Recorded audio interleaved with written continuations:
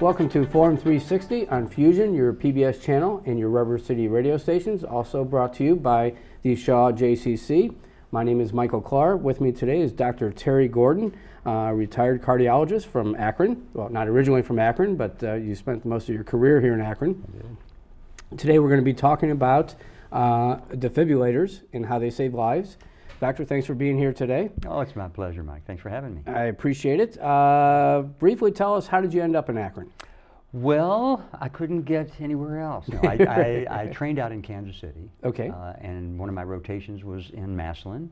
And from there I came up to Akron General, and then from there to the Cleveland Clinic, where I stayed for 3 years and did my fellowship in cardiovascular diseases. Now, how long have you been in the Akron area Since now? 1980. Wow. Yes. Okay, so you've been here quite a while, and Akron is your home. It is our home. I've been Okay. here long enough to not have much of my southern accent anymore. I go home and people make fun of me, and I'm up Right. here and people make fun of me. So Sure, sure. I'm still kind of a man without a home, I guess. And you have some children here in We town? do. Well, they're probably not kids anymore, I They're assume. not. They're Okay. not. We have 4 Well, kids. Yeah. Good for you. Yeah. And you've enjoyed your time here in Loved Akron. it. Loved every minute of it. So are Every you more famous for your doctor work or your musical ability with the Doctors Who Rock? Well, more people come up and say, "Aren't you the doc that rocks?" But I take both of them as a compliment. That's I love wonderful. doing both. And did you start the Doctors Who Rock program? I did. Okay. Yeah, there were 2 of us. The people at the United Way. Michael Gaffney is one who actually approached me, but the 2 of us kind of took the ball and ran with it and created this marvelous thing that lasted about a decade. Okay. Yeah. I'm embarrassed to say I've never been to one of the programs. it was About how great. many people would you get for one of these? At the height, about 1,800. We were down- 1,800? Yeah, yeah. Okay. When we were at E.J. Thomas, and it was all professionally done. It was marvelous. And how many doctors were involved? Well, every group had to have at least 1 doctor. Okay. Now, there were some groups that had 6 or 10. Okay. Yeah, and I was the MC, so every year I'd come up and do some shtick, Right. impersonating anywhere from Michael Jackson to, Lady Gaga. I think as a layman, I think it's important that people see the other side of doctors and nurses, that you're just like us. You're regular people Well, and like to have a good time. And don't take yourself too seriously. exactly. Yeah, that's wonderful. So it was fun. Okay, so today we're going to be talking about defibrillators. We have one here on the table. And you started a program. How many years ago did you start the program? Well, it was in the year 2000 Okay. that Josh Miller, a 15-year-old high school football player from Barberton, ran off the football field one Friday night, Okay. and he collapsed. Okay. And in front of his teammates, and in front of his friends, and sadly in front of his parents, Josh Miller died. Okay. He died of a cardiac arrest. Now, kids are not supposed to do that. Sure. I had the unfortunate experience to watch the videotape of Josh's death. Wow. And I want to tell you, Mike, it was one of the most sickening things I've ever experienced. In that normally boisterous stadium, you could hear a pin drop, Sure. except for the wail of his mother. Wow. And I remember seeing his father was in the background, pacing back and forth like a caged cat, hoping that they'd be able to resuscitate their son. Well, he ultimately passed on, and I was then president of the local chapter of the American Heart Association. Okay. And I vowed that this was never going to happen again in our community. Right. And we had a presentation. It was at Cuyahoga Falls, and we had come up with this crazy idea. And the idea was to place an automated external defibrillator, or AED, in every junior high school and high school in Summit County. Now, at that time, I don't remember, we do carry them at the police department, but when did they come out that they were pretty much in the public? Was it? Probably the late 90s. So they hadn't been out that long No, at that they had point? not. No, Okay. no, only the defibrillators that are on the EMS. Right, Not okay. even in the police cars. Okay. So, what we did is we made this presentation, and Josh's father was there. And at the end of the presentation, and our goal was to raise the funds to put the AEDs in all the junior and high schools. The TV reporter shoved a camera and microphone in front of his face and said, "Mr. Miller, these AEDs cost almost $3,000. Don't you think that's a lot of money?" Oh boy. And he's a man of few words. Right. And he kind of looked down and gathered his thoughts, and as he looked back up, he had a single tear trickling down his cheek. And he said to her, but looked at me when he said it, he said, "It doesn't seem like a lot of money to me." Right, right. How do you put a price tag on somebody's life? And Sure. that became my mantra. Right. And people told us we were crazy, that we wouldn't be able to do it, but we did. We So just in Summit County. We started off in Summit County. Okay. So we raised the funds and we put them in every junior high school and high school. And it was a slow year for the American Heart Association. They named me their National Physician of the Year for that. And I tell you that not as an accolade to me, because I didn't take it that way. Right. But it was a testament to the mission. Right. And the mission is saving the lives of our most precious resource. Right. So once we completed Summit County, we trained 12 individuals in the use of the AED and CPR. And I thought, well, what about Portage County or Cuyahoga County or Davidson County? Nobody's immune. Yeah. And so I actually went to Washington. We were trying to get the legislators there to do something on a national level, and it just wasn't going to be. I could tell. What was the argument against it? Cost? Well, cost is always. Okay. And they kept saying, this isn't our job. This should be done at the state level. Okay. So I came back home and I was on the airplane, and I was so frustrated with that. And I remember I was in a meditative state and I was praying, and I said, God, I've got all this energy. Right. Show me the way. Okay. And this vision popped into my mind of this person. This person was Dave Brennan. Okay. Now, I didn't know Dave.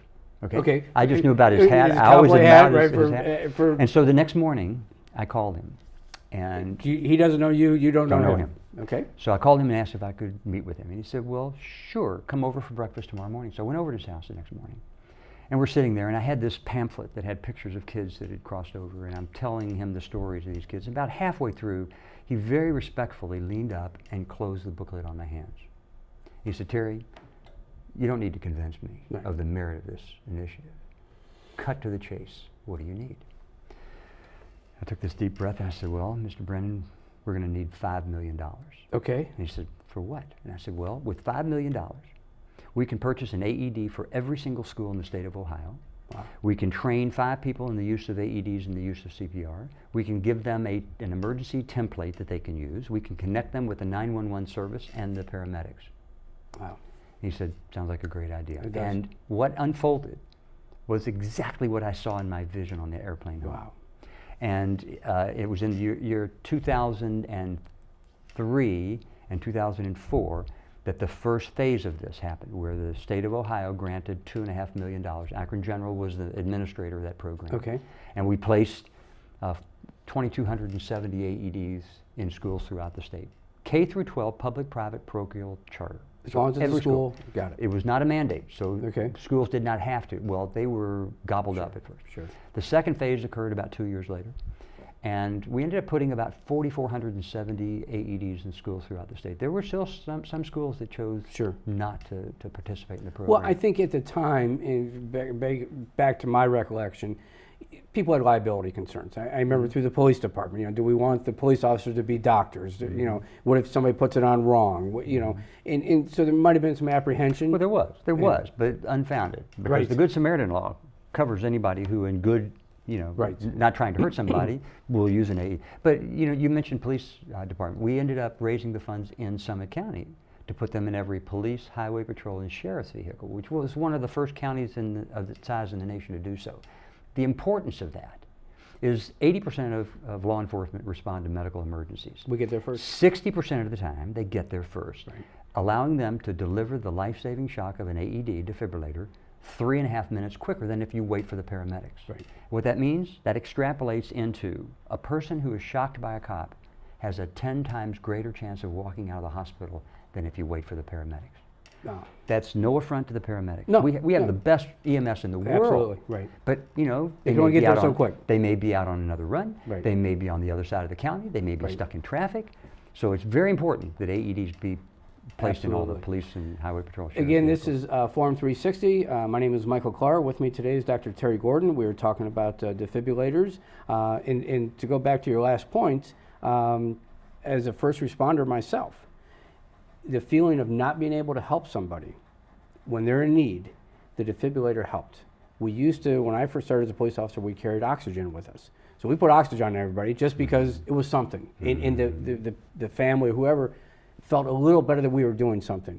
And then when we had the defibrillator, it was the next level. Well, it changes the role, if you think about it. We in the American Heart Association, Red Cross, organizations like that, we've done a great job in telling people, call 911. Absolutely. Well, if you do that, that person is not going to survive, and here's why. For every 60 seconds that someone is in a cardiac arrest, for every minute, his or her chance of survival drops by 10% every minute. Now, nationwide, the average response time of paramedics is 8 to 12 minutes. Wow. Okay? So if you do the math, it's not good. Precious few survive. Yes. So if all you do is call 911, right, the chance of survival is about 3 to 5%. Now, Well, let me just finish this. Sure. If you don't mind. So if all you do is call 911, you have a 3 to 5% chance of making it. If you call 911 and start CPR, it doubles your chance of survival to 6 to 10%. Okay. If all you do then is those two, all you have is a 10% chance that person's going to survive. If you call 911, you start CPR, and you use an AED and deliver a shock early, upwards of 50 to 75% of those people will survive. That's quite, it's impressive. A no-brainer. Yes. And so yes. those people who say, it's not my job, need to understand that if they are going to save that life, they have to use the defibrillator. Wow. It's a must. Once, and I use statistics to my own benefit without really knowing the facts, but something I've always told people, and I must have heard this somewhere, I wouldn't have made it up. Is it true that the first indication of heart problems for many people is death? It can be, sure. Yeah. So for Josh Miller, absolutely. He had a congenital heart defect. His Okay. first incident was his death. Right. And it's not uncommon for people who have heart attacks. Now, a heart attack and sudden death are totally different. Okay. A heart attack can cause sudden death. Okay. But sudden death can occur in the absence of any blocked arteries. Okay. But what happens is if you have a blocked artery and it closes off suddenly, the part of that heart muscle that's not getting enough blood becomes very irritable. And what happens is the heart goes from beating efficiently Right. to going into ventricular fibrillation, which is where it's just quivering like a bowl of jello, and very quickly that person collapses and unless resuscitated, dies. Wow. And every year, 400,000 Americans have a sudden cardiac arrest event. So, in really, it's for another show, but in general, where do we stand right now with CPR? I've heard that the most important thing is the compressions. We're getting away from the breaths because people just are leery of doing that. Right. What do you subscribe to? Well, the new criteria are for hands-only CPR. And the reason being, people, as you mentioned, don't like to do mouth-to-mouth. If it's an observed cardiac arrest, in other words, if I have a cardiac arrest right before you right now, you don't need to do mouth-to-mouth. Okay. Now, if you were outside and came into the studio and found You've me been down for a couple and minutes. nobody knows how long I've been down, then we still recommend mouth-to-mouth. But hands-only CPR is better than no CPR. Okay. So our recommendation is, if you feel comfortable doing it, certainly it's much And better. something as a medical professional and myself as a first responder, I think it's important we tell people, if you do CPR, there's a chance you're going to break some ribs. Right. I've That gone means you're to, doing good CPR. and I've been to hundreds of classes like you have, and nobody ever says that. And I always worry about the person who's never done it before, and that feeling, which can be disheartening, excuse the pun. Right. But I think people need to know that Sure. that it's going to happen. Some things are going to happen that may not be the best, but in the big picture, it's better for the person. Well, and it goes along with the AED too, because people are so afraid they're going to hurt somebody using an AED. You can't get any deader than you are when you have a cardiac arrest. Correct. So all the AED can do is to help. So we're going to run short of time, as I predicted. Two things I want to make sure we cover. You said basically about 2003, most of the schools in Ohio were covered. We are now roughly 13 years into that. Is there any issues with that time frame? Do these go bad? Do they need replaced? The batteries need to be replaced, as do the pads, whether you use them or not. It's like a flashlight. You have batteries in it. If you don't use it, the batteries are still going to deplete. So the batteries do deplete, and the pads need to be replaced. The first units that we put in the first phase, they were called the LifePak 500, made by Medtronic Physio Control. Okay. Those units are now obsolete. Okay. You can still get the pads for them, but the company can't assure you that the unit's going to work. Has the technology changed? It has a little bit, sure. Okay. Yeah, and there are probably 6 or 7 different companies that have these different bells and whistles, but they all do basically the same. What I've found in my line of work is they've gone to where before it stood by itself, but now if I use it and the paramedics show up, they can plug in, and this is a technical term, with the 12 lead into it. So they've changed with the times. They have. So, and again, because of our time constraint, let's take a couple minutes and go through. Sure. Well, this is an AED, an automated external defibrillator. And it has the same algorithm in it that we use in the hospital. So let's just kind of scroll through like, let me turn it on. There's an on-off button, and then you just follow the lead. Call for help now. So it's this point you're going to tell somebody to go call 911. If you're by yourself, you have to do it by yourself. Now it's told you to remove clothing. For a male, everything has to be taken off. If there's hair on the chest chest has to be shaved. For a woman, the bra has to be taken off. Usually there's a razor inside. Right, there is a razor inside. Yes. So then it tells you to pull this red handle, which you do. Each pad off blue plastic. And on these pads, And apply pads to exposed chest. it even shows you where on the chest to put these. This one goes over here, and this one, as you can see, goes right Remove there. clothing. Do not touch So what it's doing patient. right now is taking a look at the heart rhythm to decide whether or Evaluating not heart rhythm. it needs to shock. If it doesn't need to shock, it won't. If it does, it will charge up and tell Stand you by.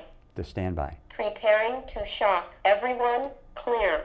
Do not touch patient. Delivering shock.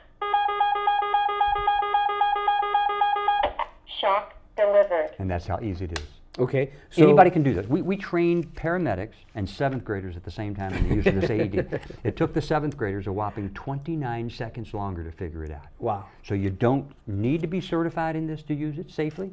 If you walk through the airports, they're everywhere. If you walk through the malls, they should be everywhere. So you see somebody collapse, you see, especially at the airport, you do see them along the long hallways.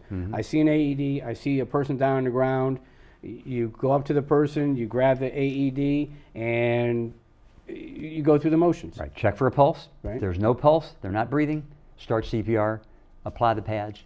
Okay. And The- again, so we can cover it for the layman. You can find a pulse on the neck, you can find a pulse on the wrist. Not the best place on the wrist, only Okay. because if they have low blood pressure, you may not be able to feel. The best place is in the Good to neck, know. Okay. also down in the groin. Okay. Yes. Okay. So, and again, for people who have never seen this, never been exposed to it, so it says don't shock. Do I take the pads off at that No, point? leave the pads on because it could be that they're going in and out of that heart rhythm disturbance. And if Okay. you peel the pads off and then try to put them back on, they Not may gonna not work. adhere as well. Okay. So if you put the pads on and you have to use the defibrillator to shock, leave the pads on Okay. until the paramedics come. And then what they'll do is they'll grab the plug here, plug it into their machine, and they've got Plug the and pads play. on it. They can So use. now, will the defibrillator tell me to shock again if It will. needed? It will. Okay. So I don't need to do anything. I follow the commands. I step back, reevaluate, see if the person's breathing, check for a pulse again. But the defibrillator is going to tell me that another shock advised. It will. And some of the units are semi-automated, Okay. meaning that you do have to push a button. It'll tell you, push the red button, which is flashing at you, Gotcha. to deliver the shock. Right. So But- I think that the main point of this morning is, number one, if you're in a school, if you're in a hospital, if you're in a big building that has an AED, it's incumbent to check it out at some point so that it's not the first time you've pulled it out. Right. And to make And- sure that the battery is... The battery, is right, we talked good, about that right. before we started this morning, Right. that there are sometimes issues. At one point, when you and I had first met, we had talked about trying to create a program that you were going to map out where AEDs are located in public. Gone anywhere with that? Well, that was being done through the Austin Bioinnovation Institute. Okay. And they've undergone some difficulties. So Okay. they're regrouping now. So my hope is that we'll be able to do that. So and again, it's like a magic show. We didn't discuss this beforehand, so there's nothing up my sleeve. Is your goal that if I'm in an emergency situation somewhere that I can pull out my phone and say, where's the closest AED? There is already a program like that. Okay. There is. How efficient it is, I'm not sure. Right. Because in the heat of the moment, That's are a lot of- people it's a really lot of gonna steps. go? Yeah. Yeah, You know. okay. So there are different ways to skin the same cat. But, Okay. Now, are there any restrictions on who can buy an AED? you need a prescription from a physician.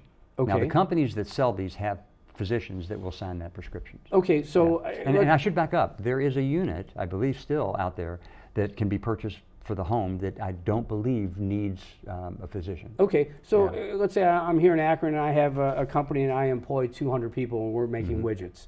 Can I go to my family doctor, the doctor for the company, and say I'd like to have an AED in my office building? How would that work? You could. I would imagine most family doctors would not do that. Okay. They would feel uncomfortable doing that. I gotcha. But you can, through the various companies that sell these, they'll write the prescription. I get you. But you know, Okay. it's a good. They should be in places of work where there are more than 50 people. High-rise buildings, golf. You know, we just had a death, sadly. Yes, in Akron. In Yes, Akron, yes. on a golf course. You know, on the good side, about a month ago or two, we had 2 saves in schools of 2 children. Okay. AEDs that we put in the schools. And again, one was over at Barberton, and the other was at When Revere. you first started putting them in schools, you're thinking about an elderly teacher. You're not thinking about children, but we're using it for children. We had one principal in an elementary school who refused to get an AED. No. And one of the mothers, who happened to be a nurse, kind of twisted his arm. Okay? So they got the AED. 2 months later, all 750 of the elementary school children who, according to the principal, would never need to have an AED, were in the auditorium anxiously awaiting the arrival of Santa Claus, who jumped up on the stage and had a cardiac arrest in front of all these kids. And the AED that the principal didn't want saved Christmas. Wow. Wow. You couldn't write that You script. couldn't concoct a better story than that. No. Yeah. And so we're training the kids. I assume the high school coaches go through the training as well. You're getting the word out is that they work. Is there any downside to using an AED? There is no downside whatsoever. Okay. You know, and a lot of people, again, fear the liability.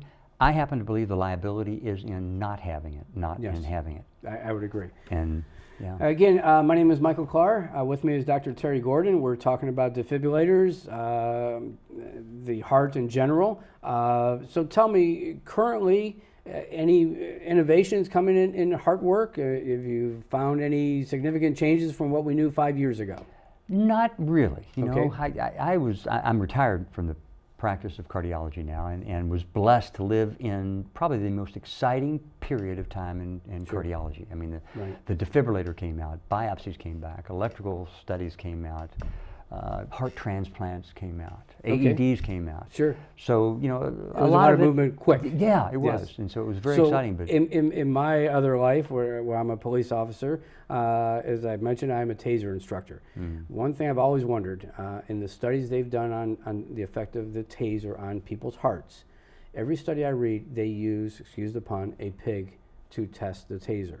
Why a pig's heart? Is there similarities to our hearts, or why do they do that? Well, you know, there are a lot of things, I guess, when they start with a new invention, they have to test. On something, right. And, you know, I guess it's about as close as you can get to a human being. But, you know, you have been tased before, so you know what it's like. Yes. I don't know that a lot of people would agree to not to be a volunteer for that sort of thing. But I would bet my bottom dollar that at some point they did test it on human beings before it was released. Yes, they have to, sure. Yeah.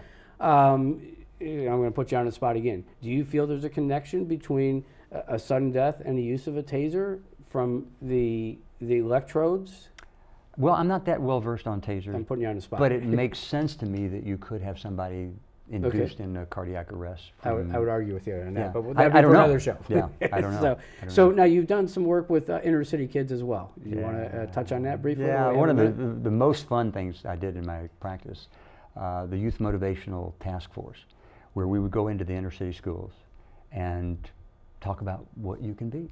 Okay. And I would go in and share with them, you know, the trials that I had of becoming a doctor. You know, I wasn't accepted right away into medical school, and how difficult it was. Sure. And I had to work for it, but how important and how meaningful it was, and you know, putting in the time and being what you can be, and the hard work. And the hard work, and that you can be whatever you want to be. Good. It's just a matter of.